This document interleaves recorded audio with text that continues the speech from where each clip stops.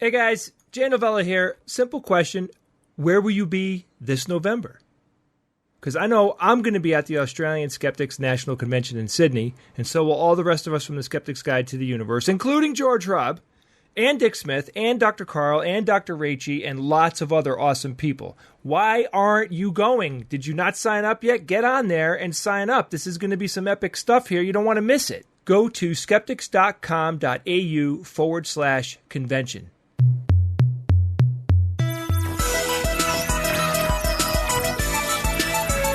Welcome to the Skeptic Zone, the podcast from Australia for science and reason.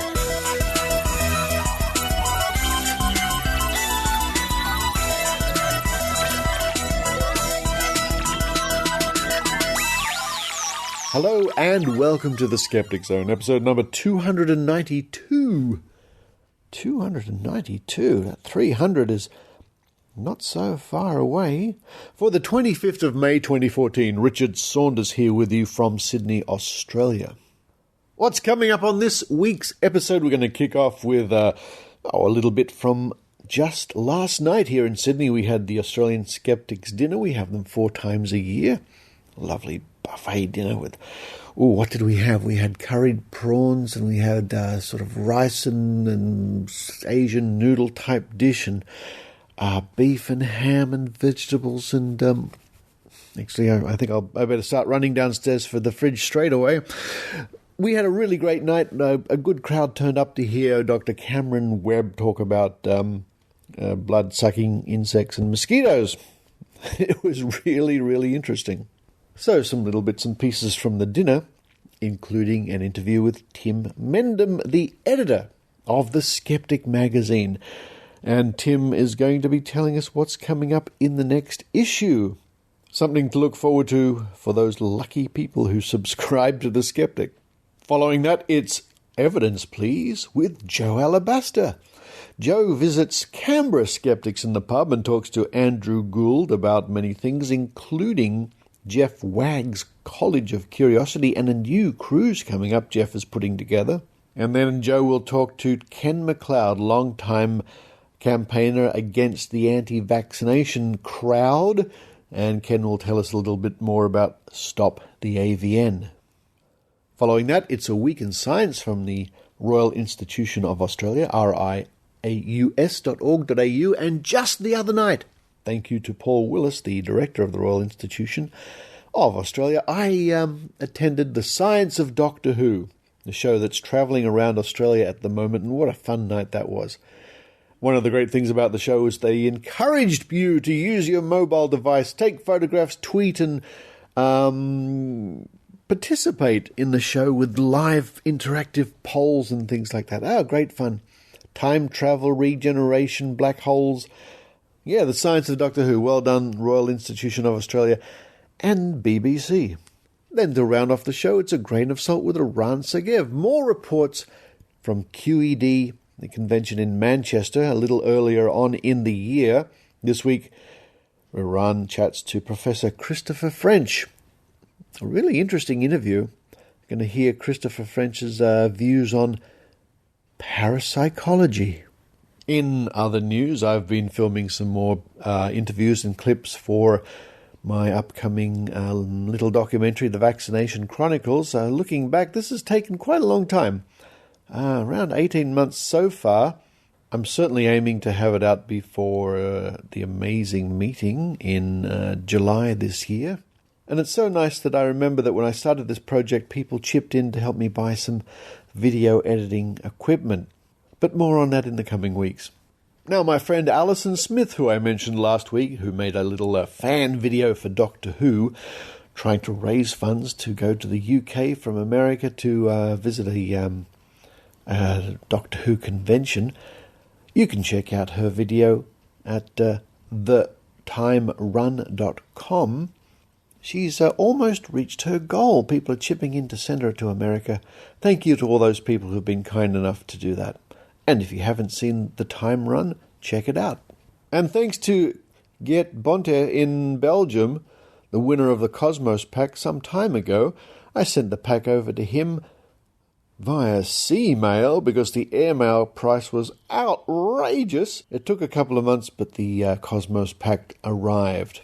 Well, that's all from me at the moment. I'm going to run downstairs, have a look in the kitchen, see if I can't find some bagels, toast them up with cream cheese and smoked salmon.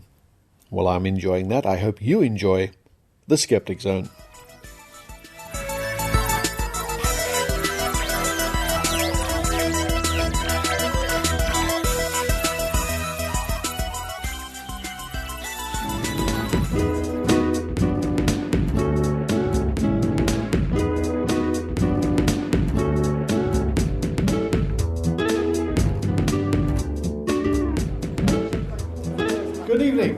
Thank you once again for coming to the Skeptics Dinner. My name is Richard Saunders. I'm the president of Australian Skeptics, Inc. On that table, we have magicians going at the moment, so the people on that table are a little bit distracted. We have various committee members from the Australian Skeptics Committee here with us tonight. Dr. Rachel Dunlop, Dr. Rachie, Vice President, hello. Oh, yes, a bigger piece. Joanne Benamu, sitting right beside her. Hello, Joe. Yes. Slightly less applause. I'm not sure about that. We have our I'm supposed to say that. Treasurer Martin Hadley up the back there. Yes, the treasurer. Yeah, it's his money, folks. Tim Mendham, our editor, over there. Tim. Boo. What? Last time I published one of your letters. That's right. Eran Segev down the front here, ladies and gentlemen. Incidentally, some of you may know about the organisation, the Friends of Science and Medicine, who do a wonderful job specifically targeting quackery and promoting good medicine. If you have questions about Friends of Science and Medicine and the good work they're doing, Jo Benamu here is on the executive, and at any time I'm sure she'll be happy to answer your questions, or you can find out more about the Friends of Science and Medicine. They're an organisation that Australian Skeptics quite happily support. We've been having an interesting time lately in the Australian Skeptics. We've got at least 2 challenges on the go at the moment. Now, as you know, we have a $100,000 prize to the first person who can prove more or less their claim can circumnavigate the laws of physics or change our understanding of science. Basically, it was set up originally for paranormal, water divining, that sort of thing. Well, we have a psychic in Victoria who's very interested and has come forward and is in negotiations at the moment with the Victorian Skeptics to set up a test of her psychic ability. She claims she can communicate with those who have passed over as if they were standing right there in the room, which we find is a very interesting claim. She also claims she can do something called psychometry, which is getting vibrations and feelings and mystical insights off personal objects. So we're sort of angling to that sort of test. If we give her objects, watches, or I don't know what, hopefully she can tell us about the owner of that object. But we'll see how that goes. That report will be coming up in the Skeptic magazine, a full report when that happens. We're not exactly sure how long that's going to take. If you're not a subscriber to the Skeptic magazine, Tim, who I think just fled the room, as he always does when I start to talk, Tim can help you out with subscriptions. It's the second oldest skeptical journal in the world. We think it's a corker. We think it's certainly one of the best. And it's a great way for you to show your support. There he is. That's the man. Yeah, we've been talking about you. It's a wonderful way for you to show your support for what we do in the Skeptics. Coming tonight is a wonderful way, but subscribing to our magazine and encouraging your friends to subscribe to our magazine is a wonderful thing to do. And as I said, we think it's a good magazine. We get reports from all around the world. This one coming up, Tim, there's even a report by me. I went to a paranormal convention a couple of weeks ago. And I had to sit through talks on monsters and ghosts and everything, but it was a lot of fun. That report coming up. Oh, the other claim we have, or possible claim, is somebody who says they've invented an over-unity engine. In other words, this engine will produce more power than it consumes. Can't wait to see that one. Plug it into my car, I tell you what. The other ongoing exciting news, of course, is the Australian Skeptics Convention this year in Chatswood on the 28th, 29th and 30th of November. We're flying in all sorts of wonderful international guests for that. I was only met up with Dr. Carl Krusovitsky the other day for a catch-up, and he's very excited to be speaking at the Australian Skeptics Convention, so it'll be great to see him. We've got Dr. Rachel be giving a talk, of course. We've got the Skeptics Guide to the Universe people coming. George Harab, who's a very famous skeptical entertainer from the United States, and lots of other people. Dick Smith will be there, and lots of other people yet to be announced. It's very exciting. Tickets are still available. You can always find out more at our website or just by asking any of the committee members here tonight. We hope we'll see you at the convention. It's going to be a great convention. And of course, ongoing, as many of you know, and many of you come along to, is Skeptics in the Pub. First Thursday of every month at the Crown Hotel in the city. Very relaxed, lots of good times, lots of very interesting speakers we have at Skeptics at the Pub. More information at our website or just ask anybody here. I'm also delighted to say tonight we have 2 giveaways. Some lucky person will be getting their dinner for free tonight, a bit later on, and another person will be getting, courtesy of the National Geographic Channel, a Cosmos prize pack tonight consisting of the Cosmos carry bag, the Cosmos book by Carl Sagan, and a Cosmos notepad, so you can write your Cosmos notes in it, I suppose. That's very kind of the National Geographic people. It's obviously part of their outreach and promotion, but they gave us several copies of this little prize pack to give away, and I've been enjoying the series immensely. It's the reboot, as it were, from the original series in the 1980s with Carl Sagan, this time with Neil deGrasse Tyson being the host of the show.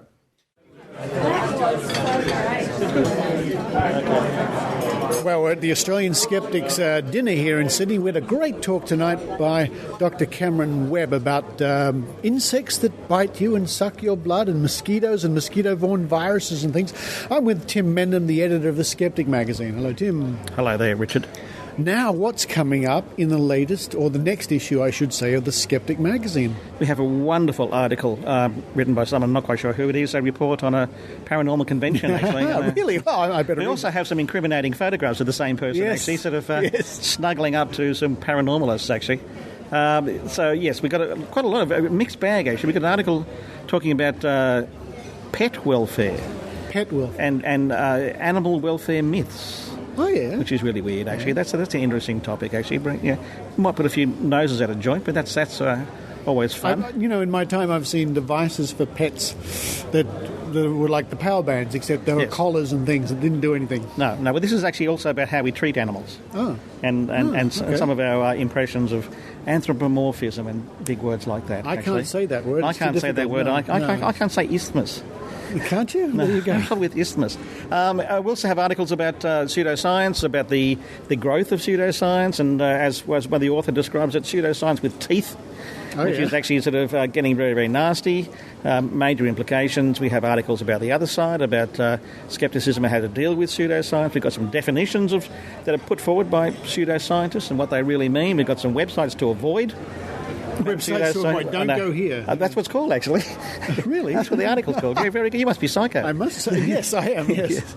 What else have we got? We've got a whole range of other stuff. I'm trying to think, actually. You caught me off guard a bit, actually. Now, you get a lot of contributions to the Skeptic magazine coming in, but you're always interested in people having a go and writing articles or reports for the Skeptic magazine. Absolutely. I mean, I welcome any contributions, actually, Richard. I'm sort of always keen to get a diversity of authors and a diversity of topics, very much, and like any editor of any publication, we'd love to see things being submitted. I mean, if people out there want to submit something to you, they can simply send you an email with their idea, and you can sort of take it from there. So people out there, don't be afraid. Don't think you'll never be published, because you might. You could see your name in print. You could. On the big screen. On the big screen. But the best way is to actually send me an email, first of all, just in 10 words or less, to say I'd like to write an article about this. You might have covered it very recently, so save yourself the effort. But if it's a good idea, I'll jump at it. And that's editor@skeptics.com.au. That's the one. And that's spelt with a K. We spell our skeptics with a K. No. Yes. And we're outside the dinner at the moment, and on the table in front of me, our little registration desk, 1, 2, 3, 4, 5, 6, 7, 8, 9, 10, 11, 12, 13, and more, 14 issues of the Skeptic magazine, which you've personally been responsible for. But going back now, 5 years? For me, yeah, since 2009, halfway through 2009. Right. But the magazine goes back 34 years. It does. It's the second longest Skeptic magazine in the world. It does, and as our listeners know, if they go to www.skeptics.com.au, not only can they download the back issues free and view them on their iDevice or on their screen or print them out, but they can subscribe to the current. They can do that. They can do. And we encourage listeners to do that no matter where they are around the world, because if you live in Australia, it's wonderful to get this physical copy. I'm trying to thumb through the pages. Not trying to do it. Here we go. Oh, there's nothing. Excellent reading. Nothing like the sound of a real magazine. They don't have to have a hard copy. They don't. Tell me more. They could get a digital copy. A digital copy that downloads onto their preferred format, preferred platform, and of course, especially for people who are overseas. That's a wonderful opportunity. And it gets them a lot quicker, too. It does get to them a lot quicker, yes. All the information for subscription, no matter where you are in the world. If you want a hard copy overseas, you can do that. If you so desire. Yes. Or the digital copy, skeptics.com.au. Tim, can't wait. When is that out? Pretty soon, I think. Next one's out early next month. Early next month, which is not far away. 3 weeks' time from now. Excellent. So we're in May, late May now. Yeah, the listeners know that because that's when most of them are listening to this. Oh, right, okay, good. Unless they're listening to us in the future. We do have some people who listen to the future, and they travel back. And they've already read the magazine. The interesting thing is the people listening to us from the past. Then they can tell us not to do all the bad mistakes we've done in our life. Yeah, they obviously failed. I won't figure that one out. Thanks, Tim. A pleasure, entirely, as always, Richard.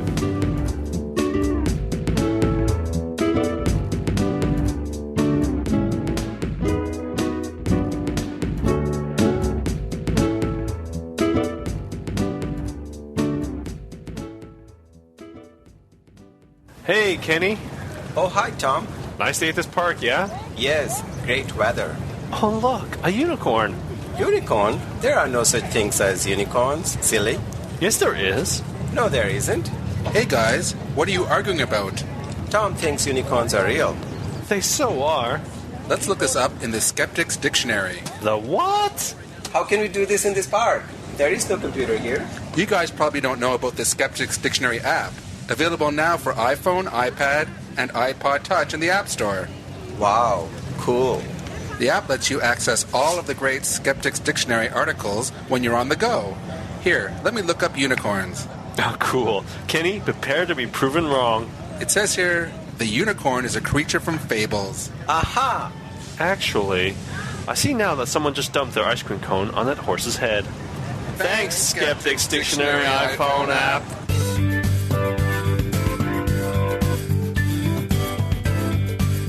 What we want is some more evidence, please. Here's Jo Alabaster.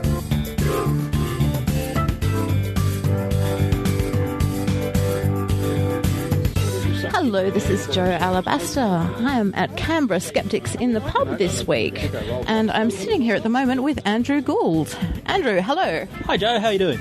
I'm good, thank you. And yourself? I am very well. That is wonderful. Have you got any information as to what's going on with Canberra Skeptics in the pub? Canberra Skeptics in the pub, as usual, we have a meet-up at the third Sunday of every month. Check our Facebook group or the Canberra Social Skeptics meet-up group for more details about that. We've also got the regular monthly lecture from the Canberra Skeptics, 12th of June, at the Ainslie Football Club. For reasons beyond our control, unfortunately, we've had to change venues.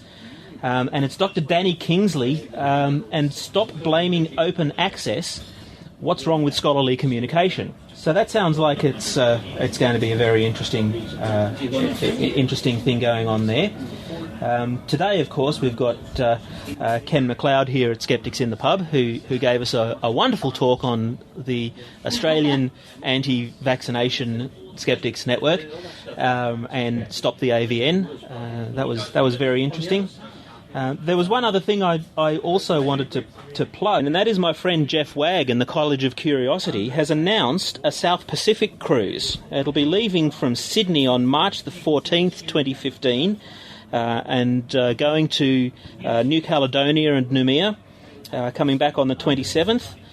So if you go to collegeofcuriosity.com, there's preliminary details on there. Jeff tells me that he'll be taking bookings and doing more details around about June this year, so we've got plenty of time to plan.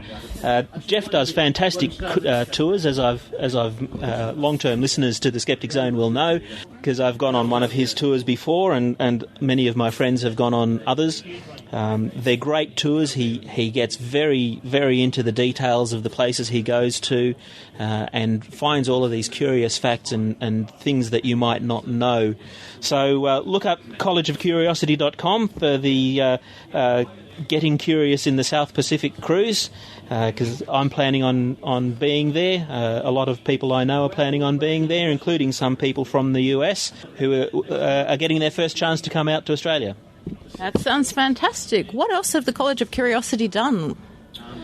Well, there was a tour I went on last year, which covered the Kennedy Space Center in Florida, which was fantastic. We got to see the space shuttle in the vehicle assembly building, and it was right there, and it was just an amazing thing to see. I could have gone home after that, but then we got on board this cruise ship and went for several days around the Bahamas, taking in Coco Cay and Port Providence and a couple of those nice pirate locations and things.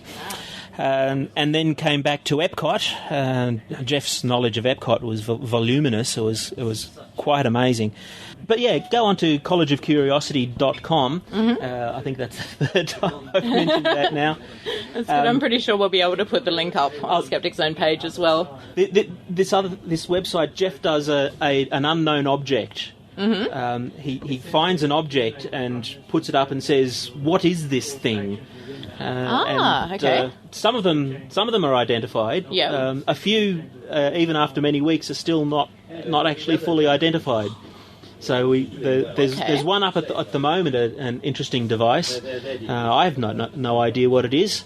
But if you go onto this website, maybe you can have a look at it and find out. Oh, that's interesting. They used to have, on the TV show Collectors, they used to bring out a strange device or antique every week or so, and you'd be able to have a go at guessing what on earth it was. Is it a similar sort of format to that? Sort of, I think, yes. A lot of them, Jeff knows what it is before he posts it. I was wondering, yeah. So he posts up hints. Yeah. And it's like a little inform. I mean, there's no prizes for guessing or anything, but it's like a curiosity. And no, that actually sounds like a lot of fun. It is a lot of fun. Excellent. Wonderful. Well, thank you very much for that. That's okay. It's fantastic. I'm here at Canberra Skeptics in the pub still, and I'm speaking with Ken McLeod and John Bundock. Ken McLeod has just done a talk on Stop the AVN's campaign to stop the AVN. Hello, Ken. Hello, Jo. And hello, John. Hello, Jo. It's wonderful to see you both here. Ken, what can you tell us about Stop the AVN? Well, Stop the AVN was formed in 2009 after the death of a baby from a preventable disease. We found and were horrified as a group of just ordinary citizens that there is an active anti-vaccine community in our society, and we decided something had to be done about their callous behaviour, and so Stop the AVN was formed by Daniel Raphael, and I joined as, I think, member number 348 after a lot of other very eminent people. We've been working since July 2009 to effect change within government and the media and society generally in their behaviour and attitude towards vaccines. And how many people are involved now, do you think? It's purely a Facebook group. Yeah. So there's no official membership or committee or anything? We're not an organisation? Well, it's a bit loose to call us an organisation. We're a Facebook group of about 12,100 people. We are not incorporated as an association. We are not a registered charity. But within that 12,100, there's about 30 members in an inner circle that determine policy and more concrete action, and we think we've been incredibly effective. And what's been going on recently? Well, in the last year or so, we've had a remarkable change in the media, who now regard Meryl Dorey and her ilk as complete ratbags. We have had changes to legislation in New South Wales, and that's the Healthcare Complaints Act and the Associations in Corporation Regulation. The new legislation has empowered the New South Wales government to take much firmer action. The media have come around to our point of view, but we still have the occasional lapse that we must counteract. The AVN as our main target. Recently we were forced by the New South Wales government to change their name to reflect more accurately what they do. They have lost their charity licence. The Healthcare Complaints Commission have issued a public warning which will not be overturned in any court, and we can now use that public warning as very powerful evidence in our campaign to have the AVN put out of business. So the goal of Stop the AVN, is it entirely based around the AVN, or are they looking at further anti-vaccination groups as well? Okay. Well, our proper name is Stop the Australian Vaccination Network. Now, the Australian Vaccination Skeptics Network, as they are now called, is the largest anti-vaccine lobby group in Australia, and so they became our main target. But there are many others, and they are firmly within our sights to have them put out of business. So if the AVN do end up closing up business, there's still work for Stop the AVN? We've got a lifetime career ahead of all of us here in putting such people as Stephanie Messenger and so on firmly out of business. And Ken, what would you say your take-home message is? Well, as I was speaking to the Canberra Skeptics today, I came to realise that even though I'm preaching to a converted audience in that the Canberra Skeptics are very firmly aware of the benefit of vaccines. But what the main message I wanted them to go home with was, it's all very well for everyone to sit around and complain, but nothing will happen unless people make it happen. So it's up to every skeptic, every scientist everywhere to take action, checking their local libraries for AVN propaganda, having it reported and thrown out, check their coffee shops for brochures, have them binned, report anti-vaccine messages to TV editors, broadcasters, report errant newspapers to the Press Council. Take action. Nothing will happen unless you make it happen. And that was my take-home message. That sounds absolutely wonderful. Thank you so much, Ken. My pleasure. Well, I had a wonderful time at Canberra Skeptics in the pub. They're a lovely group of people and most welcoming. So if you're a Canberra local or just passing through, do check out their meetup group, Facebook page and Twitter account. That's at CBR Skeptics, as they've got regular Skeptics in the pub meetings and lectures with a wide array of interesting speakers and topics. If you're not in Canberra, you can still sit in on the lectures online via live stream, links to which are announced via Facebook and on Twitter.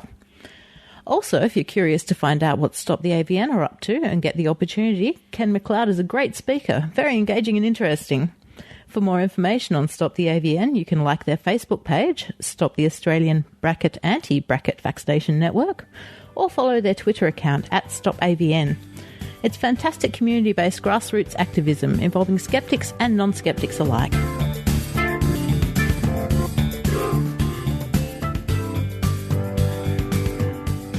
On maynard.com.au.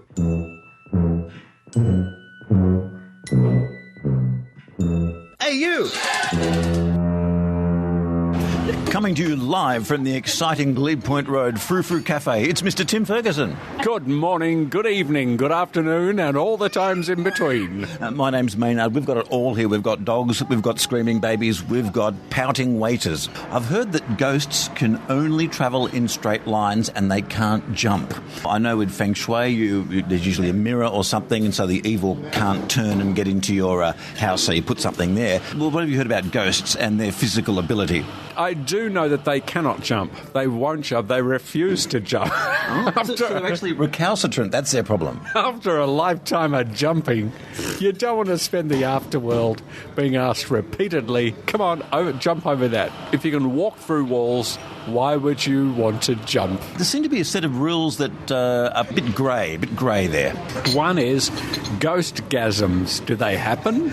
I mean, I don't want to be finding myself in the afterworld where there is no orgasm. There is no point in being alive without orgasms and daytime TV. I want both of those in the afterworld. On maynard.com.au.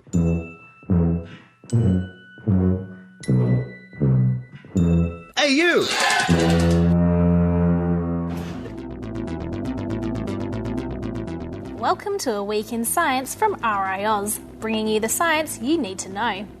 The old saying, no pain, no gain, seems to be spot on. Australians spend about $2 billion a year on sports injuries, and there are some simple ways to prevent many of them. One way to reduce your injury risk is to do some pre-season training. Studies of football codes show a 50 to 75% reduction in injury risk when a pre-season regime includes strength, flexibility and balance exercises. Without pre-season conditioning, athletes put a lot more strain on their bodies when the season starts, leading to injuries. But a word of warning, a recent rugby analysis showed that really heavy pre-season loads can increase your risk of injury. So while some pre-season is good, you probably shouldn't go crazy with it. During the rest of the season, an hour of weight training each week helps prevent lower body injuries, including your groin, knees and hamstring. Now on to warm-ups. While some studies disagree, the overall weight of evidence suggests that warm-ups are important. Warming up opens up your capillaries and increases blood flow to your muscles, increasing their temperature and causing more efficient oxygen transfer. Studies using animals have also shown that more force and more lengthening is needed to injure a warm muscle. Unfortunately, the evidence for cooldowns isn't as clear.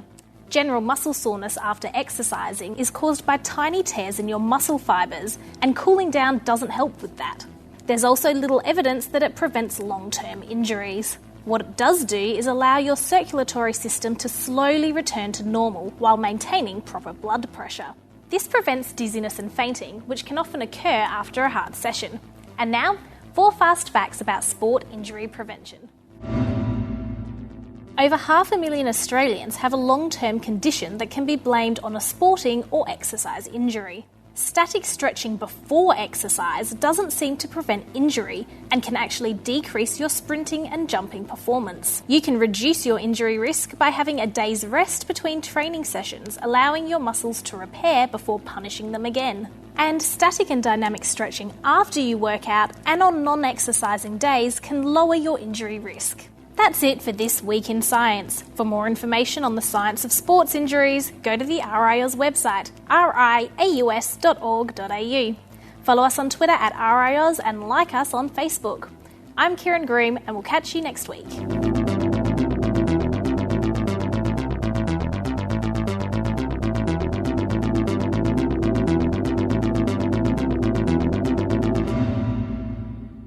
Virtual Skeptics is a weekly web show in which we discuss the latest news in skepticism.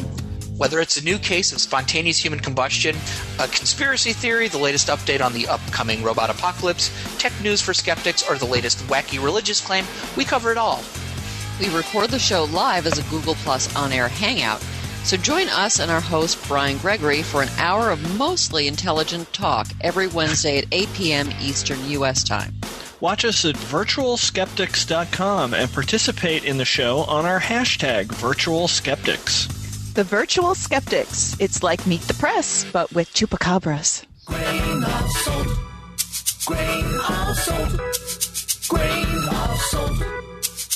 Let's all take this with a grain of salt. Here's Eran Segev. Grain of salt now.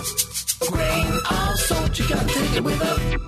I'm here with Dr. Chris French. Hello, Chris. How are you doing? Hello. You've only arrived today at QED, so you missed the first day. I missed the first day. I did actually, in fact, get here late last night. So I was here about 9 p.m, just in time to see Richard Wiseman giving the Ockham Awards, so that was great fun. That was great. So we also met in November in Canberra, where you participated in our National Skeptics Convention, which was very successfully organised by the Canberra Skeptics. What was your experience in Canberra and in Australia in general? Oh, I thoroughly enjoyed my visit. I was so well looked after by Canberra Skeptics and various other skeptics groups that I went and did talks for. And, the whole experience was just entirely positive. The only complaint that I would have is that very inconsiderately, the people at Goldsmiths College, where I work, University of London, they didn't seem to take a fortnight off. So I'd wake up every morning and my email inbox would be full of emails from people that I didn't have the time to deal with. But apart from that, it has nothing to do with... So it's actually a shame that Canberra Skeptics didn't do something about that. I think they should have actually sorted that out, really. Yeah. I mean, it should have been just kind of declared as a national holiday back in the UK for a fortnight, and then I would not have had so many emails to deal with. Yeah, I completely understand, because I'm on two weeks holiday right now. I'm right in the middle of a 2 weeks holiday, and I dread what my mailbox will look like when I come back. Absolutely. So how long were you in Australia, though? It was just for 2 weeks. It was too short a visit. Apart from the conference in Canberra, what else did you do? I did talks for various local skeptics groups. I think the final event was a British anomalistic psychologists in the pub evening, which was me and Chrissy Wilson. Chrissy, I supervised her PhD, and then obviously she moved to Australia. So that was great fun, and it was just great to meet so many interesting and friendly people. So did you get to do any tourism activities? I did a little bit of sightseeing. I was kind of taken around, ferried round to various places, and I did get to see a little bit of the country, but I'd love to kind of get a chance to go back and do it properly. Well, you do have Chrissy is now in Alice Springs, which is a short 6-hour drive from Uluru. These are the kind of drives that you guys call very short. That is 6 hours, which is about the length of Britain. I'm so kind of lazy that we've got at least half a dozen branches of skeptics in the pub in London. Yes. Well, that wasn't good enough for me. No. I'm going to set up my own branch just round the corner from where I live. So So the talk that you gave today, can you tell us about that? Today I was on a panel with Richard Wiseman and Chris Rowe. And what we were discussing today were various issues relating to replication problems in science generally, but particularly in psychology and in parapsychology. Yeah. Now, maybe that would be a good time to... I think people would know who Richard Wiseman is, but who's... Chris Rowe. Chris Rowe. Yeah. Chris Rowe is a psychologist, but also a parapsychologist. He's at the University of Northampton. And one of the interesting things is that I've known Chris for a very long time, and really we would probably agree on 95% plus of issues. It's just really at that kind of rock bottom level basic of assumptions, whether or not we believe that the evidence for the paranormal is generally in favour or actually not very strong. I don't think it's awfully strong. Chris, at least, I think, would say that it's strong enough to merit further research, and I think if he had to bet his house on it, he would probably bet that some of these paranormal phenomena, at least, were genuinely... So he does... paranormal. So you think he does? I think he would. If he was forced, he would come down on the side of a believer. But like lots of parapsychologists, it's not that he's a kind of wide-eyed, uncritical believer. I think there is quite often a tendency for skeptics to believe that... and I kind of fell into this trap myself when I first discovered the joys of skepticism. I used to be a believer. I used to be a believer into quite well into my adulthood. And it was reading one particular book by James Alcock called Parapsychology, Science or Magic that made me realise there was another way of explaining all these unusual experiences, and one that actually made a lot of sense to me. And I kind of now know James Alcock, or Jim, my mate Jim, and it's quite nice. I consider him a personal friend, and I can kind of turn around to him and say, "You are the bastard that got me to where I am today. You've got a lot to answer for." But when I first got into skepticism, I did very much take a kind of very black and white simplistic view, I think, of parapsychology. I kind of thought that all parapsychologists were incompetent, couldn't design an experiment to save their lives, that all psychics were deliberate con artists, that all paranormal and related beliefs were damaging in some way. Now, I don't believe any of those things now. I still don't believe in the paranormal. I'm still, this side. So this is something I do want to ask you about that. So, Chris Rowe, in his opening statement, made the point that a lot of the basic parameters of what would be considered good research or positive research in terms of the outcomes would be similar between general psychological research and parapsychological research. I think that's absolutely the case. I mean, ever since the 1930s, when J.B. Rhine first set up his laboratory, the kind of experiments they were doing were very similar to the kind of experiments that psychologists were doing. It's just that instead of looking at, say, how the normal senses work, they were trying to see whether there was anything in this idea of extrasensory perception. So there's a couple of things. There was one thing that wasn't mentioned today, and that is things that contradict physics, like future stuff. So there are things where you say, okay, physics or science doesn't explain, for example, how maybe people communicate across distances or stuff like that. But things that have to do with breaking the laws of science, like looking into the future, those are.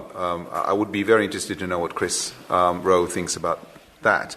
But more importantly, from the perspective of what we're discussing right now, if all the basic parameters are the same and the replication rate is about the same and all that, how can we justify not accepting the evidence for whatever paranormal research Chris engages in, but accepting the research for just mainstream psychological research? Well, I think, again, with mainstream psychological research, there are literally dozens, hundreds of effects that are very, very robust, totally replicable, much bigger effect sizes than the kind of thing we were talking about today, and the kind of thing that you typically find in parapsychology.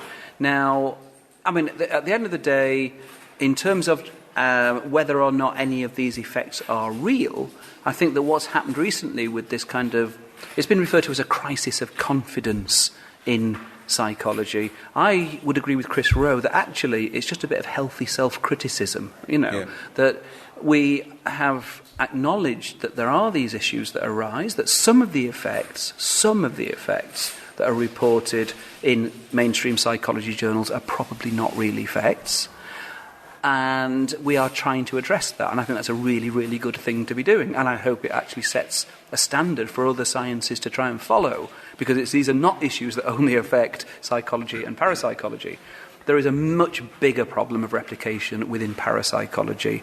I suppose, to put it very simplistically, there isn't a single paranormal effect that you could use as the basis for a first-year lab class and hope to stand any chance at all of actually getting a significant result. Now, there are dozens and dozens and dozens of psychological effects. So what does Chris say about that? I think Chris would say, inevitably, what all sciences are about is trying to separate the signal from the noise. Yes. Okay? There are going to be sources of error. There's going to be all this kind of stuff. And basically, it can be sometimes very, very difficult to do that. Now, my view is that what this recent controversy kind of highlights is that a lot of the effects that actually get published in very good journals, in reports that look as if the studies were properly controlled, etc., etc., etc., there'll be a percentage of those effects that aren't actually real effects. They're spurious for various reasons, for questionable research practices, occasional deliberate fraud, although that's probably quite rare, but it happens, statistical blips, etc., etc., all of those kinds of things. Now, the question then becomes, well, what would it be like if you had a science that was actually just based on noise. There were no real signals there. I think it would look like parapsychology. I think that is what parapsychology is. And I think for that reason it's kind of quite instructive. It tells us about the limits of the scientific method. Now that's not to say, obviously, I'm still a huge fan of the scientific method. It's the best way we have. It's like Churchill said about democracy, it's rubbish, but it's the best system we've got. Yes. And I feel very much that about where it comes to trying to determine the truth about the way things are, science is without doubt the best way to try and do it. But scientists are human, therefore it's not perfect. Do you think that applies particularly to social sciences because we are humans? I mean, a couple of years ago I did a segment for the Skeptic Zone podcast about economics, and I spoke to economists, and it was quite astonishing you speak to economists, and I think I spoke to about 6 or 7 of them, mostly academics, and all but one basically said that economics is rubbish at predicting anything. They're very good at post-dicting, explaining the past. They're very good at predicting the future. Completely useless. Yeah. Do you feel that, because it is to a certain extent. Not to a certain extent. It is a social science. There is a little bit of other things in economics, but do you feel that that's the case? Because humans are so complex, and human society is even more complex than individual humans, that those weaknesses are basically a result of that. I think it cuts both ways in the sense that if you tend to find that parapsychologists, psychologists are more aware of these kinds of issues, these kind of methodological issues that involve unintended bias on the part of the experimenter and so on and so forth.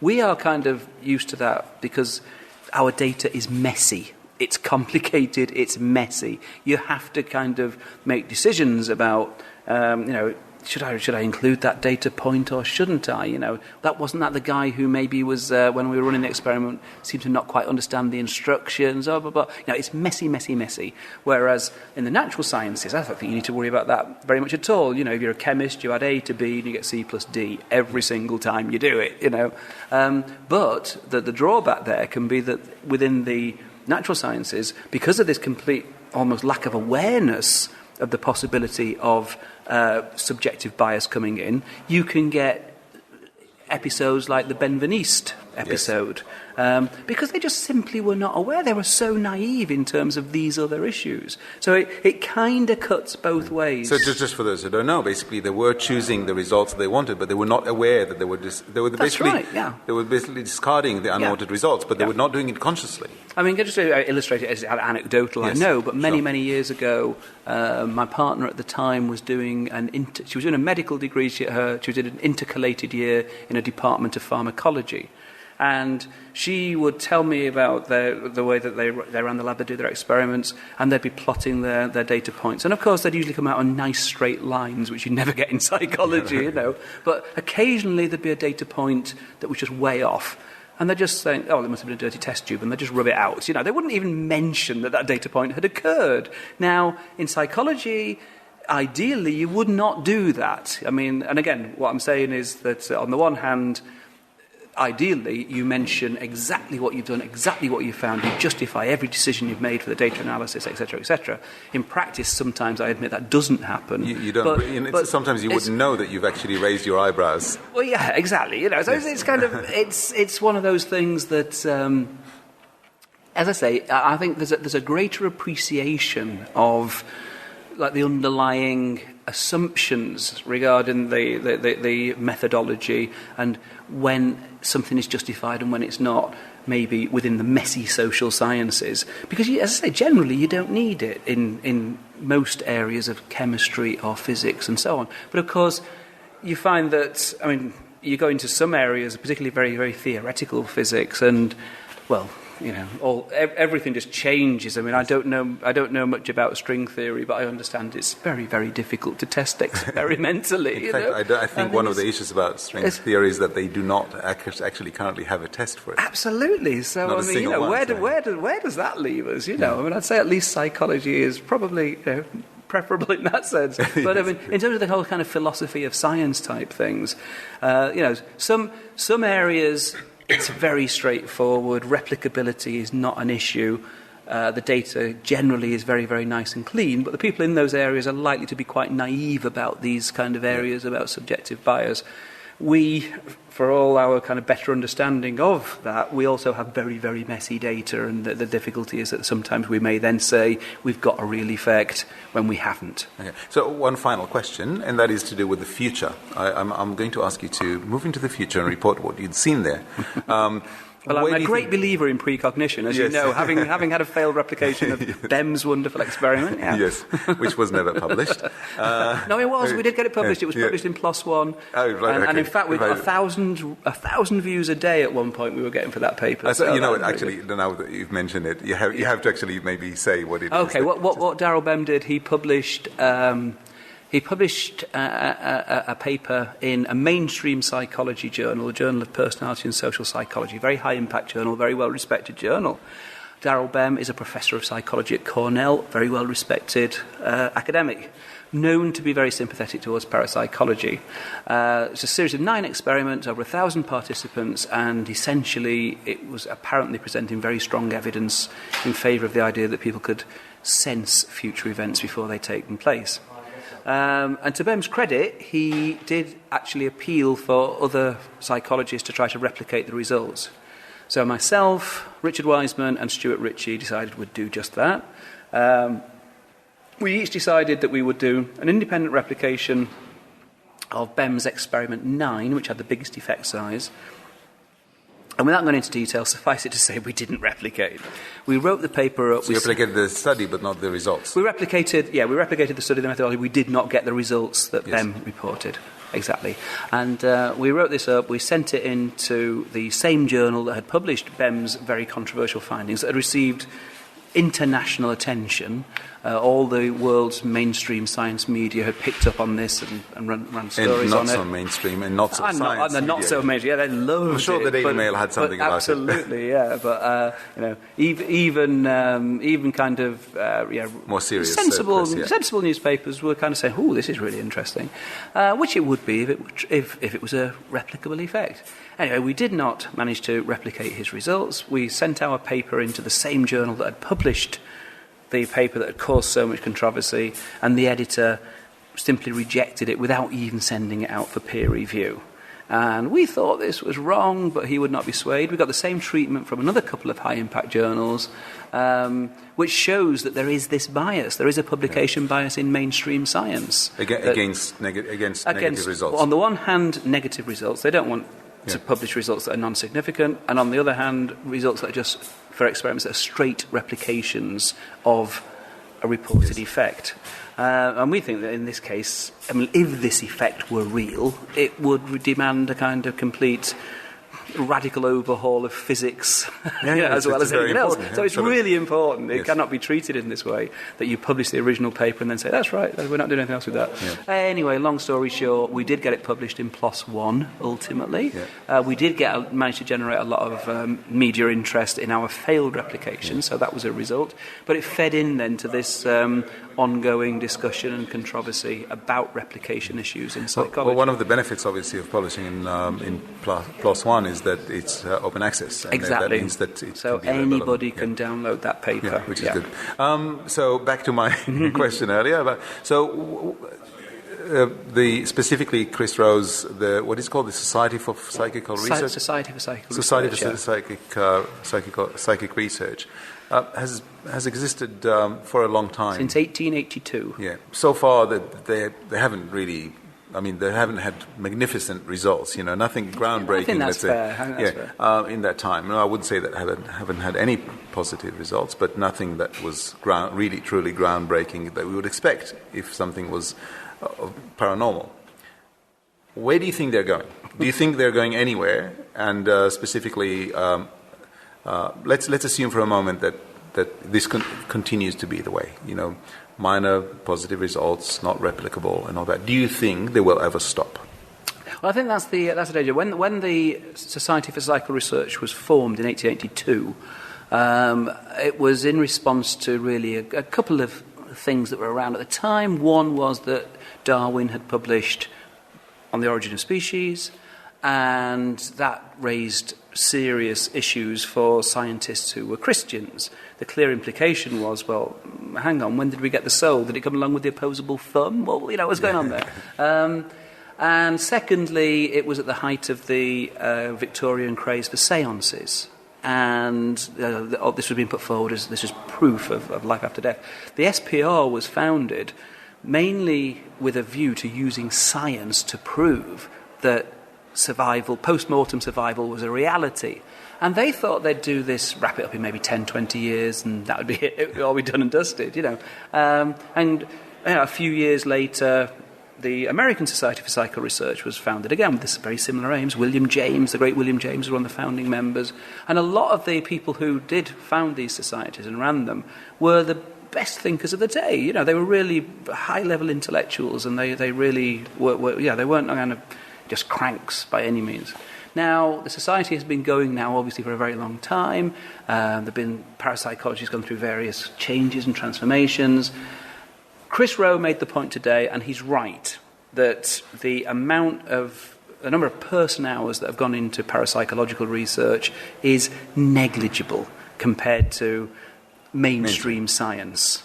One point I would make in reply to that is that anomalistic psychology has been going for an even shorter period of time with even fewer people, but within that time we have got a number of reliable, replicable results in terms of trying to explain ostensibly paranormal experiences in non-paranormal terms. So, I think we should by now have really expected to see a bit more progress if there really was something in the idea. Now, having said all that, I think there are very good reasons to believe that parapsychology will just continue with the past pattern of a series of false dawns. That because of the kind of factors we've been talking about, questionable research practices, very occasional fraud. It is only occasional, but occasional fraud. There probably wouldn't be much more fraud there than in other areas. I don't think there is. There's fraud in science. There's fraud in science generally, and it happens. It's a part of human nature, and it's something obviously we need to try and stamp out and control, but it's there. We need to recognise that. And all these other factors that will lead to the occasional spuriously significant result will mean that there'll be enough to encourage people like Chris Rowe, with whom I have a great deal of respect for Chris, to think, I think there might be something. It's just around the next corner. It's just around the next corner, and I don't think we'll ever get there. But again, hey, I could be wrong. If the parapsychologists can come up with a reliable, replicable, robust demonstration that psi is real, well, I'll be a bit embarrassed, but I'll get over that. It'd be a great advance in science. I'm not betting my house on it, though, and I'm not holding my breath. Chris French, thank you very much. Thank you. Grain of salt now. Grain of salt, you gotta take it with a...